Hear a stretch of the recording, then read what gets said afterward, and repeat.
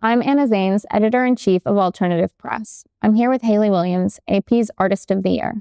Let's get into it. Bare feet on the concrete, freckles on your knees, searching for a bloodstain, bandages are clean. Baby, take it easy, following a wind. Listen now to heartbeats, lying next to him. I want to be alive, to believe in us, since I die. All right. Well, thanks for having me. Thanks for having me. You were telling me a little bit about this house. I got this house right after the contract ended, and I kind of felt like there needed to be some type of place to put energy into that would essentially hold a lot of music and hold a lot of people when they need a place to crash, or maybe like a different kind of home for me than I've really known before, and something with a little bit more like of an open door. I don't know. It's just the energy of it when I found it feels very communal here, and I'm excited to, I have no idea, but it's a long ways away. I can imagine that, like, coming off of tours and doing everything you do, like, you do want your home space where you really live to be fairly private. Mm-hmm. And then, but I also get like wanting to have this kind of like an artist commune, Yeah, Discord house Yes. situation. I mean, that would be, I love when artists, like even when the American football guys help to buy back their place, and now it can be like a community effort. I think that's really important. And it's important to, I think also for artists to feel supported by other artists, you know? So if this can turn into that, that would be the ultimate goal. But I'm open to other things. I mean, it's a great home too. It feels more than that, you know? Yeah. But I guess we have to see how it unfolds. It's been like in a state of disarray for over a year, and I started working on the studio here.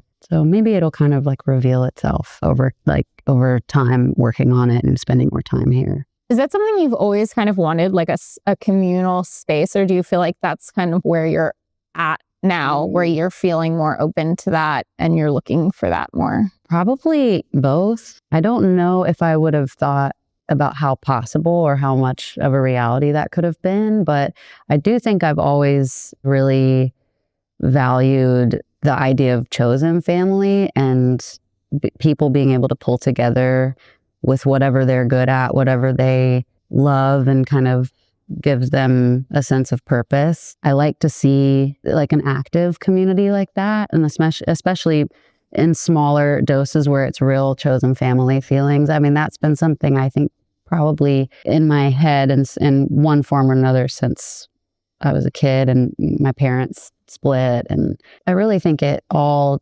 goes back to just wanting to keep family close. I think that's what it is.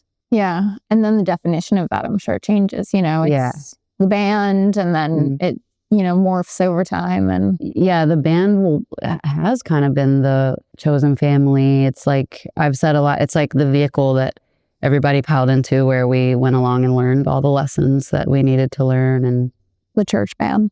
The church band, yeah. I mean, now it does kind of feel like anyone that you can, it's like I was saying, when you can sort of put your purpose next to somebody else's, or the thing that you're passionate about, and find something that, how those, you know, it's like greater than the sum of its parts kind of vibes. I mean, that's definitely, like, I can see this year, like the amount of collabs and on stage appearances you've done, that like you're definitely reaching out to a wider network. Yeah. And like, how did that happen? Like, and all of these people and collaborations, are you just kind of like open? Are you seeking people out? Like, what? I'm more open than I was. I think when I go through anything emotional, or, you know, am holding a lot of grief or what, I tend to try to keep myself busy. And I think that's like a good and a bad thing. But this time I've found it to be healthier than any other time in my life, where I've thrown myself into work. I mean, I'm still learning in real time with this album promo cycle. that there's like still more I could do to like edit and take care of myself and give myself more rest. But the part where I'm going to shows and supporting friends or singing on stage with them or jumping in the studio with them, that's been like really healing for me. I get that is probably a healthy thing because it's kind of like the in between of like a black and white spectrum between like full, like whatever the self-care is and then work, like throwing yourself into work. It's like, for me, people ask me what my hobbies are and I don't really have hobbies because my job is my hobby. Yeah, same. So it's complicated and finding self-care is difficult. Do you feel shame around that? Only when people shame me about it, which I think people do. Who's doing that? I don't know. They're like, well, maybe you should try Pilates. Anything. Literally list 1,000 things. I have these conversations too with like my mom, and I think my mom would be really psyched if I got hobbies that weren't music related, but they all are. I don't know. I think it's like, it is kind of the dream to be able to do the thing that you love for a living. And it does obviously make it complicated because I think there's days where you're just like, maybe I actually hate this. Yeah. I also think anytime like finances get involved in things, it's easier to have mixed feelings. But it's funny, I was even talking to my boss last night and he was like, I'm impressed that you aren't disenchanted. Oh, with all of this? Yeah. Yeah. But that doesn't cross my mind. Kind of saying, I mean, there are certain things, I mean, doing press and kind of like talking behind the music has always been really hard for me. But I don't think any of those things that would come up, the stressors or whatever, it's like when you like to work also, and it just gives you that feeling of purpose. I think it's worth having struggles with it or like being challenged by it. And there's always like the thing that I'm trying this year harder is to like look at the opportunities presented to me and really think like, well, how will I feel 2 weeks from now, a year from now? Like probably I'm going to love this memory and it's going to mark a moment in my life. So I think when I'm struggling the most with it, that's kind of where I go. Yeah. So it's about motive. Yeah. And like aligning with your values. And, you know, like they say that like the key to happiness is experience. Yeah. Not objects or whatever. It's like. It's so true. Like the stuff that I've done this year with friends, and it really kind of started this time last year. I went to LA and I was staying with Dan and Elise. And that was kind of the beginning of me thinking about making music. I wasn't sure how yet. And David Byrne reached out like out of the blue and wanted me to help write a song for the Twits movie that just came out. I was in such a kind of lost place at the time, not really understanding, like I've worked since I was a kid. Do I want to just fuck off and not work and not think about work or think about like public facing stuff? But I think when someone that has like been your hero comes out of the blue to offer you something, I feel like there was like a universal thread kind of pulling me toward it. And if I hadn't done that, I really don't know how much of the last year would have happened. I think it gave me a lot of courage. And it sort of set me on the path of like, I probably need to say yes a little bit more than I have and leave my house a little bit more than I have. It's been great. Like shows are so fulfilling to me. Like even just watching them, I don't have to be on stage. Just to go to a show and feel incredibly normal and stand in the back is like so healing. Yeah. The best. It really is. I feel like the thing about shows that I love the most that I can detach from work is like, even if I don't necessarily like music or whatever it is, like seeing fans engage with the work, like singing along and moshing and things like that. That is like the craziest thing to witness. It's like a spiritual thing. Exactly. I've been using that word for it so much. I think it's like the most spiritual thing I've experienced. And I grew up in the church, you know, like it's like very connected. And I mean, I also just think sound is so good for us, like the literal science of it. I think it's great for us to experience that in tandem with other people. I think it really changes the air around us. And don't think I will ever get tired of going to shows, but I do think I go through seasons of my life where I lose a part of myself, and it might be from the job that we do. Like maybe I get burnt out, but I don't know. Like I was saying, this year, the way that it's felt has been a lot healthier for me. I don't feel like the pendulum swung all the way. Feels like I'm finding footing, and maybe that's age. I don't know, but it's been fun. Do you feel like you've been more in control of the narrative? Yeah, yes and no. I just have to get over that I can't be in control of and that's really hard. Right. So it might be the opposite. It might be that you're less in control, and that's like a radical acceptance thing. Yeah. I really have to radically accept all the time the stuff that is on the internet. And I mean, I was saying to a friend the other day, when I ultimately quit school and we started touring, one of the things I was most excited about was like not being in a yearbook photo anymore. I don't want to be pinned to one day of my life in the 7th grade. Yeah. Like, don't remember me that way.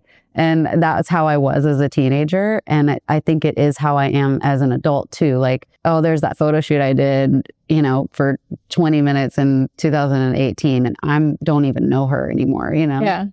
But your former AP covers. Oh yeah, exactly. And there's also just been so much lore and drama around my own career that, you can't control it. You just can't. And eventually one day I will fully accept it, but I'm just on the path there. I don't know, maybe it'll be the day that I croak. I'll be like, what was great being in public my whole life, and then I'll rest. What would you say the biggest thing you've learned from David Byrne is, since that's such a big part of this? Curiosity. He's so curious about a sound on the street when he's riding his bike in the middle of the night, or a culture, or learning about the Talking Heads when I was younger, and especially when I really did the deeper dive while we were making After Laughter. I read about how he was really influenced by this one recording of a preacher that was kind of doing that thing where you kind of sound angry, but you're saying a word, you're speaking a word, and he does that. And I think it's Once in a Lifetime that inspired, and that inspired how my delivery for Hard Times happened. And I think really that just boils down to he's interested, and he stays interested in people and what he doesn't know. And that's a really humble place to live your life from. And I've learned a lot about that this year. So I've always especially being the youngest one in the room growing up, you kind of had the posture knowing what you're talking about all the time. And it's amazing how that can stick in the blood, in the bones. There's so much that got set in that I think was really kind of, it left a bitter taste, or a negative impression of being open, being vulnerable, staying open, allowing yourself to be completely molded and changed by your experiences versus always kind of having armor up. He's just so ready for the world to do anything, show him anything. And I love that. It kind of makes me more excited about getting older as an artist too. So I hope to maybe I can just get weirder and make more. And I love it. I love his career. I feel like it's kind of, they talk about that in the self-help and things like that. The most powerful thing is acknowledging I don't know. Mm-hmm. And so it's getting older and just knowing less. Yeah, maybe that's the goal. Yeah, there is an Operation Ivy song. All I know is that I don't know nothing. It was probably 19 or 20 when I got into them, and that was my favorite song. And I feel like it is because I enjoy when people admit to not knowing things. I love the thought of, I'm not good at this, but I love the thought of you asking me a question and me being like, I don't know. Yeah. I'm not good at it. I'm still learning how to do that. So how do you think that, because you did say it sort of kicked things off working with him, that curiosity and that not knowing, how'd that play into the album? Well, it meant that I could write and make stuff just very in the moment, and for the joy of it, or for the necessity of the exercise, without thinking, what am I going to do with this? Am I going to take this on the road? Is this going to be an album?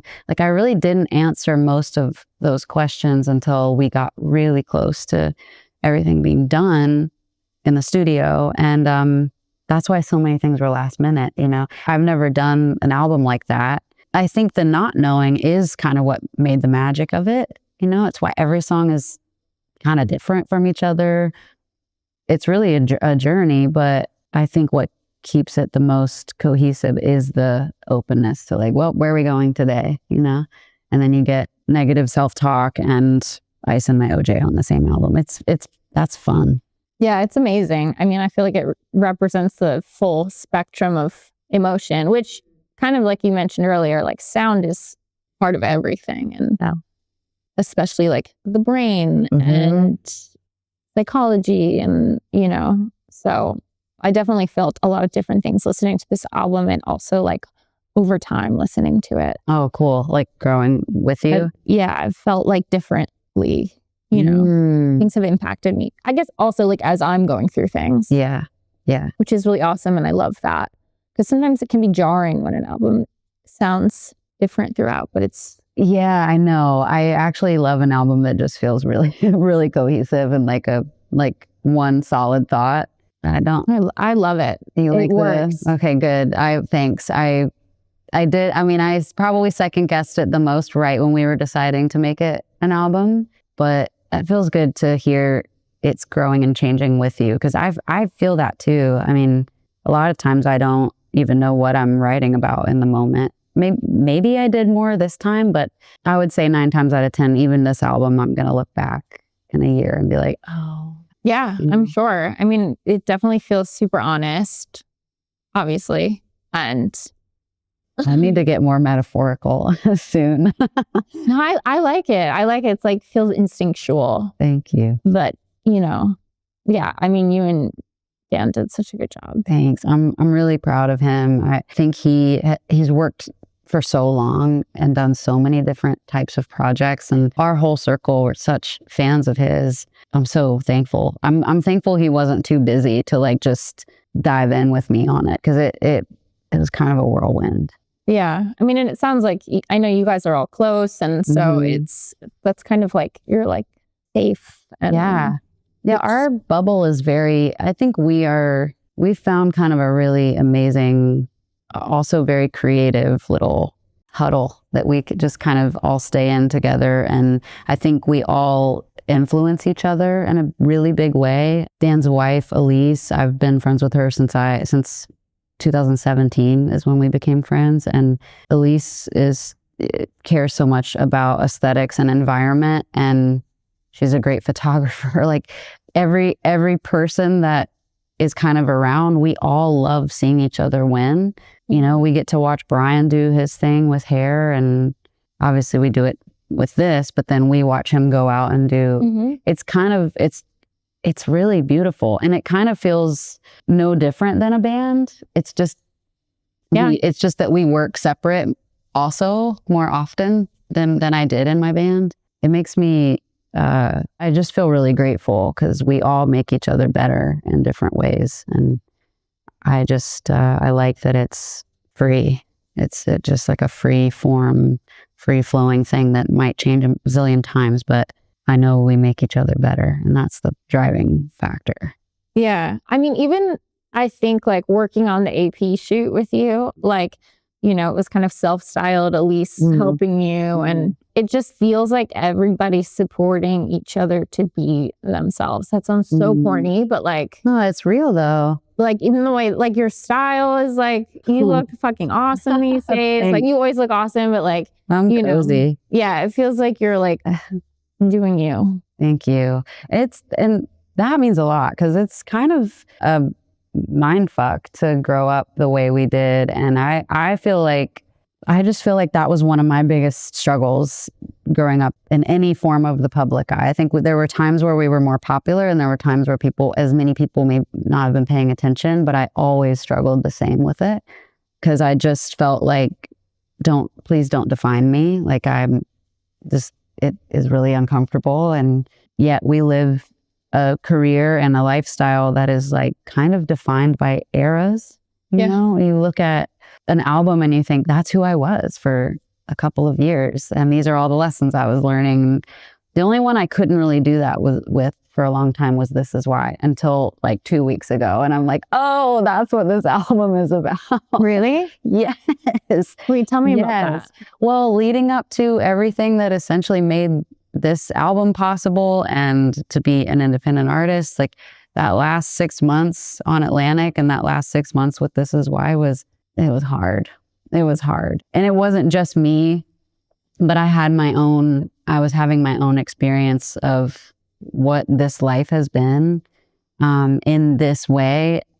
And I knew it was coming to a close and I was so ready for it. But I think because of that, I wasn't really present to where we were in the moment. And I think that's why I couldn't fully embody what am I saying and what am I really actually talking about in this song. Thick Skull was always my favorite song on the record because I think it really shows the best of each of us. But I was like, this is a really sad song. Why is this my favorite one? What? Like, this is a really honest struggle of a song. And I think I've just had to learn the same lesson over and over and over again in the industry, in relationships, friend group. Like, I think it's just really hard to learn to advocate for yourself. And I think back on that record and I'm like, I was learning things that I didn't like about myself and trying to work through that, like running out of time or c'est comme ça. But I think I just had a lot of anger in me that didn't come out. And then fast forward to being an independent artist that can do whatever, whenever. And these are the songs that came out. And when Showbiz came out the other day, it kind of felt like the final purge. Yeah. And I was like, oh, please be it, because I'm ready to move forward, you know? But then I've got to do the thing again where I make sure I'm staying present and I'm not trying to just skip ahead to find out what happens next. Like I think the curiosity part has to come back into play. Yeah. What's right around me right now? Bjork has this great quote about falling in love and how it can make the same streets you walk down a million times feel like brand new. And I feel like surely we can find that all the time. I don't think we necessarily have to have those particular chemicals going on to see romance and magic and, you know, all the cheesy words I could use, like kind of right around. And coming back to Nashville kind of forced me into that too, because I was like, I wanted to be in California. Now I'm back here and I grew up here and it doesn't feel magical and it feels like everyone's losing their rights and I'm here behind enemy lines essentially. And then I started to see what I grew up loving about it here. And it helps to go to shows and to see the local scene kind of at play. And it helps to get involved and understand what's going on locally, politically. That's the kind of stuff that's grounding me enough to not try to skip ahead too far. Yeah. Wow. There's a lot there. Yeah. That was like 3 questions in one. My bad. No, I love that. Well, I have to say, like when I was, I came in today just like wanting to chill and chat with you and catch up. And like, I had done all this research previously, and I was going to like come in with my little whatever. And like, there are so many lyrical ties, or maybe I would say like breadcrumbs in This Is Why, the new album. Can you tell me any of them? Well, okay, I'm going to like, I'm so embarrassed to say it out loud and like butcher it. C'est comme ça? Yeah. I felt like that. Thick Skull. Like, I just felt like there was a lot there that was, I don't know if breadcrumb or Easter egg or whatever. Yeah. Like you can tell that there was something brewing. Wow. Okay. So I'm not crazy. No, I definitely I heard that and I read all the lyrics a bunch too. And like, you can see, you have motifs that go through the water. Yeah. Just through everything. But like, there's, digging a little bit more into like the feelings and the anger, like you said. Yeah. Because I do remember when I talked to you guys around This Is Why, and you were like, this is the first time we're kind of like, we're getting a little political. We're touching on some other things. And it's kind of just like getting there. And so that totally makes sense to me. I'm interested about the like coming back to Nashville and like almost like you're forced to shift perspective. Yeah. Like as somebody who's also moved to LA and back a few times, I feel like I've tried to do that before and it's tough. It is tough. I kept thinking the last time I was there, this is like me trying to go back to someone that I know is not good for me. You know, that's what LA feels like. And I mean, I'm going to work there probably if I'm doing music, probably a lot, but I think I wanted to stake a claim there and be like, this is home. This is me, independent from everything I grew up around. And I don't know, I think it held a lot of amazing memories, but I know in my gut it's not home.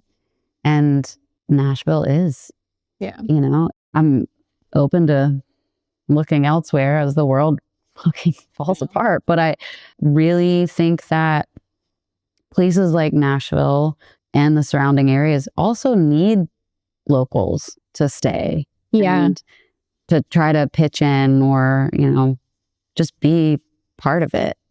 Yeah. Also, I mean, your point about like being like behind the enemy lines as well, too, like that's also a place where your voice is needed, you know? Yeah. I like want to preach to the arguably choir. more so than in like Yes. an LA bubble. Right. I mean, I thought about that a lot actually during touring for This Is Why. I would say things on stage and be like, well, most of the people here probably agree with me. I mean, if it's going to go out in front of people that disagree, it's probably going to be a video from someone's phone or something. But at the same time, I think I'm tired of talking about stuff. And I feel that ever since I moved back here and knew this is where I'm going to be, I just want my hands a little dirtier and I want to be more face to face. I think the internet, the fatigue of like social media is just, I'm really gearing up to quit it.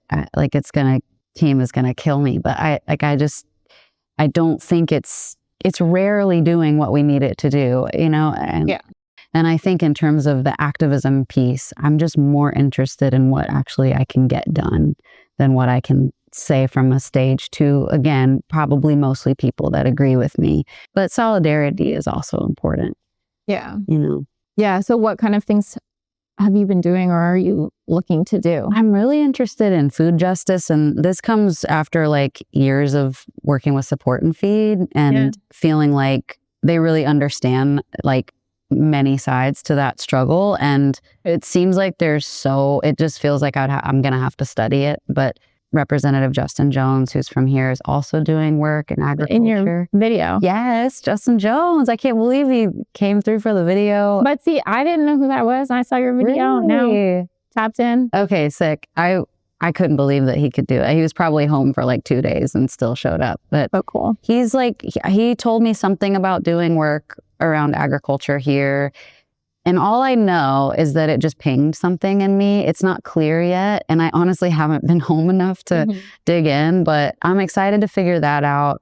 I'm also just like, I'm just really passionate in trying to point people to local shows or venues that they can support in their area. And I'm hoping that tour can be a place where that's kind of why I want to do smaller venues as well. I want to encourage that you don't have to play the biggest places in the world. And like what Jack White and Andre 3000 said at the Rock and Roll Hall of Fame show, little rooms, great things start in little rooms. And I think being able to point young people to those spaces or point older people who have resources that might want to be a part of that and plug back in. Maybe they loved music when they were younger and they feel disconnected. Like this is like a chance for people to learn what community is, like boots on the ground through music.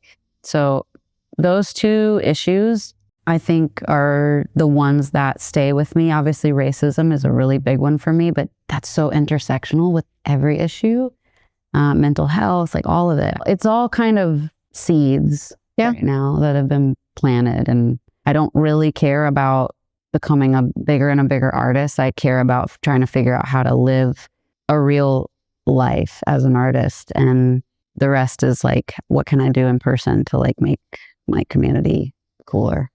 I mean, even what you were talking about with this house is part of that. Yeah, I did. And again, it's like, it's the I don't know thing. I don't totally know how it's going to shake out because I feel like a lot of times I'll have an idea or I'll have a gut feeling about something. And then when it comes to fruition, it's maybe a lot different than I thought, but it's the dreaming and the allowance to like go there in your mind that I think gets one foot in front of the other towards whatever it is that it's going to be. You mentioned the tour. Mm-hmm. So I wanted to talk about the tour. Excited. Yeah, I'm so pumped. And you have water from your eyes basically on the whole tour. Yeah. What? They're like new friends of mine. I love them. They're so much. sick. I love them too. They're so weird. They're so amazing. weird. And like, I love Rachel. And I think what they do, just interviewing other artists, is so cool. I would be terrible at that, I think. But yeah, I really enjoyed getting to know them. And obviously I'm a huge fan of all their projects. So that'll be cool. And we've been trying to figure out some other shows where we have to fill in. Like Snuggle's going to play a couple. There's another artist I'm really excited about that's going to do one of the shows, I think in London. I'm so excited. I am so excited. I can't wait to actually watch the show come together. Yeah. I mean, do you feel like more excited about this than usual? Yeah, I do. I mean, I can't tell if it's because I'm also really nervous and it's just like it's just an anxious buzz that's going on in me all the time right now. But I am excited to like play instruments again and feel like my energy can kind of stay here. Like when I played on Fallon the other night, like doing that and being able to stay here while playing with other like musicians, that they were so good. I felt like I was incredible. Oh, thank you. I was really, really out of my depth music, like instrumentally with these folks, but I like Doug, my vocal coach, arranged all the strings and everyone came in. Amazing. And it just felt so good to play with people. And I realized how long it's been since I've actually done that part and to sing with people, you know, more than a couple of other voices. Like that was interesting too.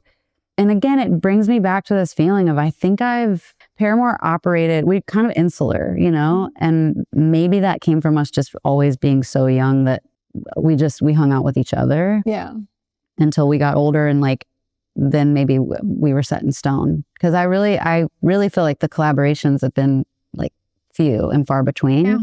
But I'm excited to feel like I am in a constant collaboration and watch the show and the songs. Maybe they evolve over the tour. Like we just don't know yet. I'm just pumped to be, again, it's like this is where I get to go be an artist. And the difference I think for me that I'm nervous about, but I'm excited about, is I don't really want to show up as the person that fronts Paramore. I want to show up a little bit more myself, however that looks.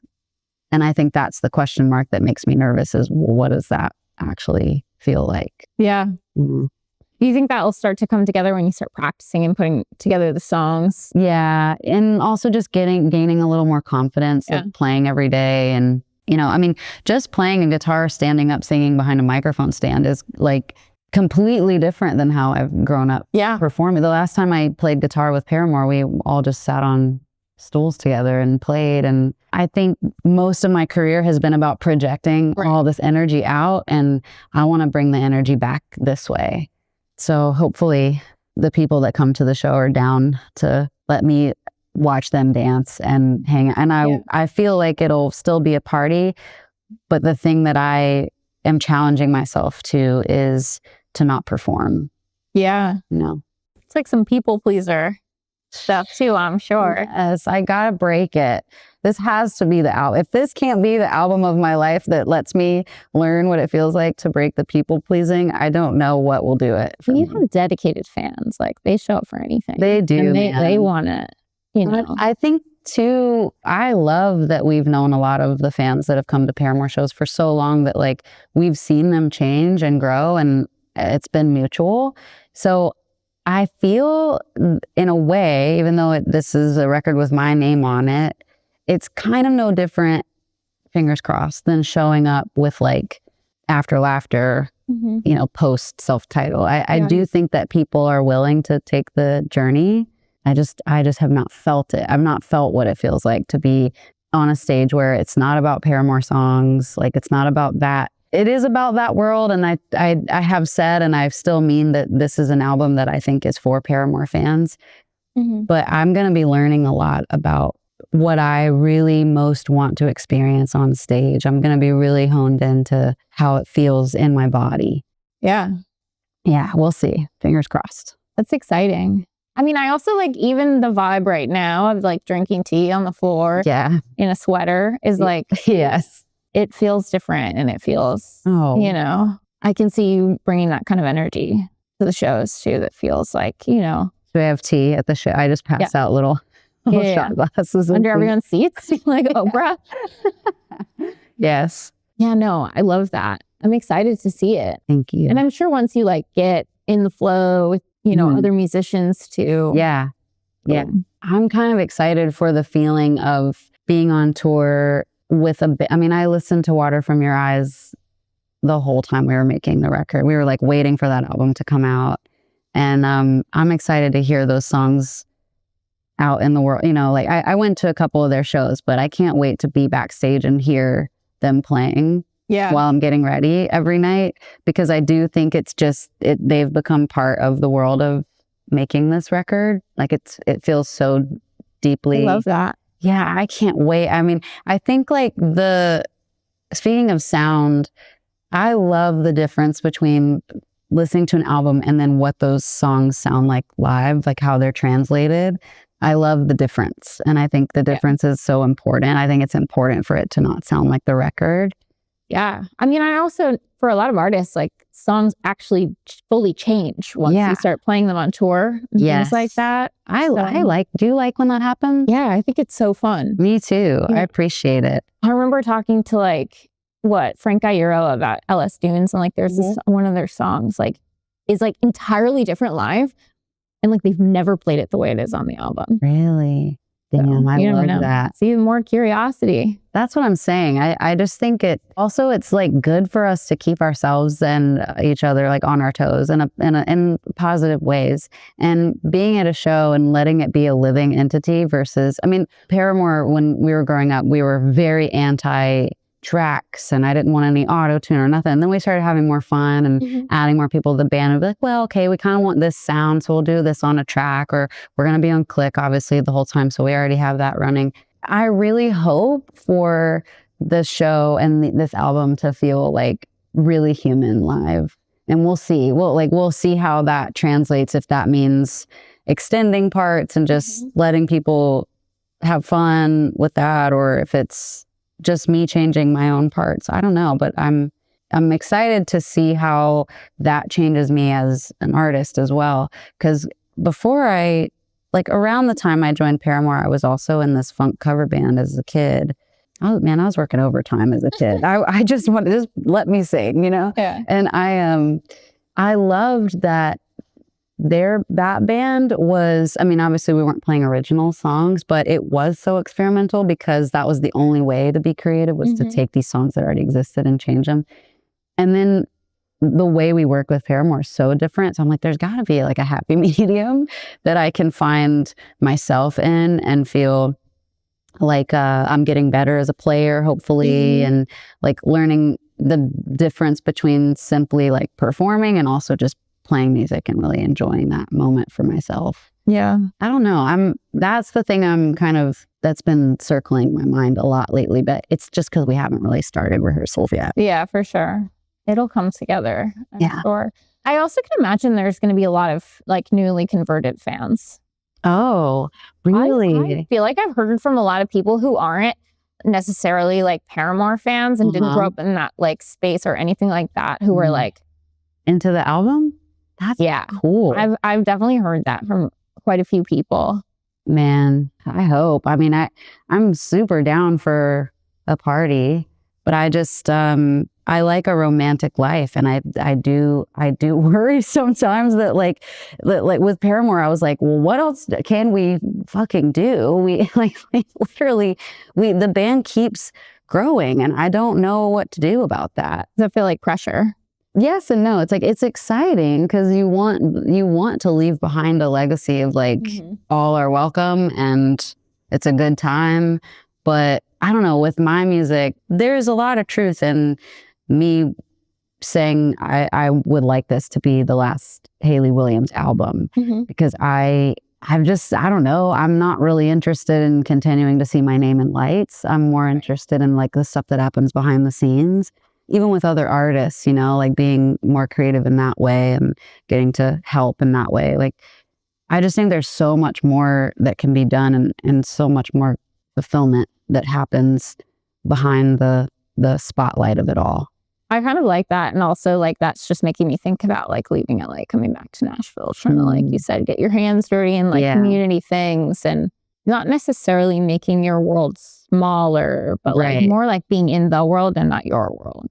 Total. That's a great way to put it. Because I really do feel like I've been the most outside. I've like since I was in my early 20s. Yeah. And I do think it's been all these extra, like going and singing on stage with friends is not really a work trip for me. Yeah. It's like I get to let out the teenage version of me that just loved going to shows. And I said on Substack earlier this year, I posted these photos I randomly found of being like 14 or 15 at church camp. And I was like, this year is for her because this was probably the last normal year of this person's life. And the shows and all that extra being outside stuff really has fueled the work and made the work feel, it like takes the sting out of the bad days of like a job that is hard or something. Yeah. I mean, maybe that's the hobby. Maybe that's the hobby, just going to shows. I mean, I feel like I'm something about like the term inner child like makes me. I know, like we're all doing so much therapy speak. I know it's a little much for me, but like I do feel like going to shows is like when I feel the closest to that, whatever that is, and like even starting at since working at AP, like going from fashion, like I started dressing like my middle school self. Crazy, which is so nice. I mean, I feel like I've known you in both. I've like watched you in both sides of that job, of this job, and you seem to me more yourself. Do you feel that? Yeah, definitely. Isn't that so weird though, that like probably a version of yourself that I would imagine you ran away from for a little while, or no? Yeah. Yeah. Definitely. Not intentionally. Sure. Yeah. I get that. I just think like my life got complicated and I had a lot of stuff going on like as a teenager. And I kind of like let go of like the things that I cared about. And like then I just ended up somewhere, which I'm grateful for, being in fashion. But I didn't really care that much about it. Man, it's good. It's good, I think, when you can start to see the good parts of yourself over like the loud teenage voices that like for me, I remember being kind of taking away the joy or the being present in it. Because I've felt that too this year. I've been like, why am I dressing like this and doing this? But I don't feel any less young for it. I just feel connected to some part of me. Kind of got that vibe when I saw the H2O. They hadn't played Nashville in 20 years. What? That was so sick. Thank you. It was so sick for me too. Yeah, I loved it. Like I also just loved being next to Max's Toby's kid, and I just watched him grow up. So to sit next to him while he's crushing and playing with other artists too now, like that was a really sweet full circle moment for me. And that's why I say I'm kind of glad we're doing the interview now, because so much has happened that to me has made me feel like I could look back at different moments in my life and be like, you were good. You were doing the best that you could. And I don't know if I go back and change anything, actually. Yeah, I think also like it does seem like there's a lot of like actualizing moments for you that are happening. And in my experience, I think going through a lot of pain is usually the way to get there. Yeah, like grief teaches you like nothing else.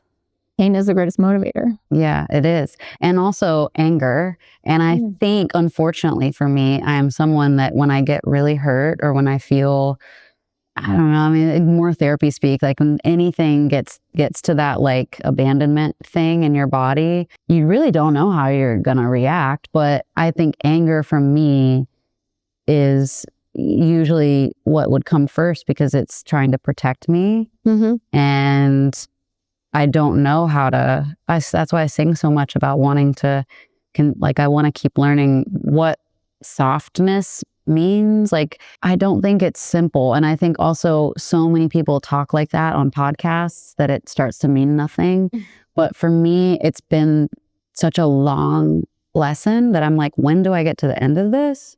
Because anger has also caused some of the best moments in my life where I was motivated enough to do something that I thought could help make a difference, whether that be activism or even just writing music for myself. Like grief, pain, anger, all those things kind of, I have to find my way to real vulnerability, like underneath all that stuff first. I'd love to get there faster. Maybe I did get there faster with, I'm gonna give myself that, because I think that this album would sound a lot different if I hadn't learned to look beneath anger, you know? I feel like that's pretty evident as a listener, or maybe it's because I know you as well, but there's something. Thanks. That's cool. That's affirming. It's been such a big part of my own story as a writer, because people know me as like it's like, I don't know, I think there's like an image of me with a microphone and I got a mad face on, you know, that like, if you looked me up in the dictionary, that's what it would be. I think that also comes with being a woman. It does. Like, you can't show any emotion without it being hysterical. But you know what? Every time I've had a very revealing moment with myself that involved my anger, it was like, you know, Brand New Eyes or my first solo album. And it actually changed what's the word I'm looking for? I mean, it changed the chemistry of what was going on in the moment. Like, I think that without that anger, I don't know what Paramore would have done during Brand New Eyes if I hadn't been able to write that and get through it and us actually have conversations about it. So it's a push and pull of like learning to value it and learning to not be ashamed of it, and then also learning to move through it maybe quicker, hopefully. And learning to use it sounds like, too. Yeah, it is really kind of like when you have to learn to wield a power. You know, if you're born with a superpower, let's say, and you don't just know how to use it right out of the gate. I think it takes time. And more to the point of us talking about curiosity and staying open and letting life kind of teach you as you go along. I still don't think I fully understand the depth or like the root of why the anger and the passion about like injustice and all that stuff is so big. But I'm not shutting it down either. Yeah. It's a question that I feel like I ask a lot of people. Do you think that great art requires pain? No. I think that a lot of great art comes from pain. I mean, some of my favorite art comes from it, but I really can't believe that though, because then I feel like I will sabotage or continue to sabotage. Right. I think great art actually does come from the willingness to be taught and molded and grow and to be wrong, you know? I think a lot of times when we're wrong or when we're really, really limited in something, it forces innovation, and that is creativity. So I don't think it has to be pain. I just unfortunately love like music that comes from it. Yeah. Maybe it's that you have to have experienced it. Yes. I do think that empathy is important for a writer. And I don't know that you can truly understand empathy if you don't let things hit you all the way. And that's also a really hard lesson for me, because I do try to stay so guarded and without realizing it. Like, I'll think I'm being soft and open to the elements, but I'm actually like dressed like a football player and I'm padded up, you know? I don't want to dig around in like the Paramore canon for the rest of my career to write, you know? I want to like keep growing older and experiencing things and writing from that perspective each. That is, unless I start to lie about my age, and then I'll have to start making up different things. But to have empathy, I think it helps you put yourself in other shoes, right? So then you can write from those places. And I'm interested in that too. I'm interested in seeing the world outside just my own stupid eyeballs. I have to say that something I think we've talked about is like you feeling uncomfortable talking about yourself and being used to talking about the band and talking from the perspective of Paramore and a unit. And I think you've done a really good job. Thank you. Thanks so much. Oh my God, it's really hard. I mean, how many times have I said in an interview, like, we just took some time off, you know, to like get our identities kind of untangled from the band. And I'm like, that shit has possessed me. I need an exorcism yesterday. I need to really be able to look in a mirror when I'm out at a restaurant and washing my hands without thinking, is this going to be a photo on the internet later? And even if it's not about the internet, I think I've been Paramore has been my only story since I was 13. And that is insane to think about. And it's been a huge gift. Like I mean, damn, I feel like I'm so lucky I got to be in one of my favorite bands for like my whole life. I'm never going to not be the singer of Paramore, but I really need to understand what other stories I'm about and what life looks like when I'm not hinging everything to that vehicle, to that van, you know? I think about the Thick Skull video all the time lately. Like I just can't, I can't stop thinking it. And I think it was a perfect representation of what needed to happen for me to fall apart enough to like open up again, you know? And I mean, I'm still not untangled. But. Yeah. I like the idea of like talking about stories, like what stories there are out there. Yeah. I think the word identity sometimes is like overwhelming. Yeah, it is. It's like, are we ever going to really? Yeah. Do we really ever figure it out? I kind of hope not, because I actually think when you get there, it's like when I think my fixed identity is Paramore, essentially, it's just, it is such a heavy weight. Yeah. Versus being open-handed. There's a lot more room for failure, I think. Yeah. Pain if you lose that, if something happens. Yeah. I need more room for failure. I really do. Because I also hate to not be good at something right away, like sports or something. I didn't play a lot of sports growing up, probably because did you play anything? No. Did we talk about this? Okay. I tried to play basketball for a while, but it wasn't good at it. So. Yeah, I like, if I'm not great at playing a song on the guitar the first few times, it's tough. It was like, that's the like real life and the reality and the practicality of being a musician and an artist that I'm interested in again, is like, maybe we can focus less on content and focus on our craft. I think that would just make everything more interesting. Yeah. I hope you play some drums on the tour. Oh my God. I hope I do too, but that would be such a tall order. Maybe a tiny kit. Just a really tiny kit. So it feels like a toy. Wheel out. Yeah. A toy kit. In a wagon. It's so small. Yeah. I mean, yeah, I would love to play the drums. I love the drums, but I got to strap on a guitar first before I can even sit back down at the drums. I was watching some of my videos from the studio and like, I didn't really have enough time. We made the record so fast, I didn't have enough time to practice.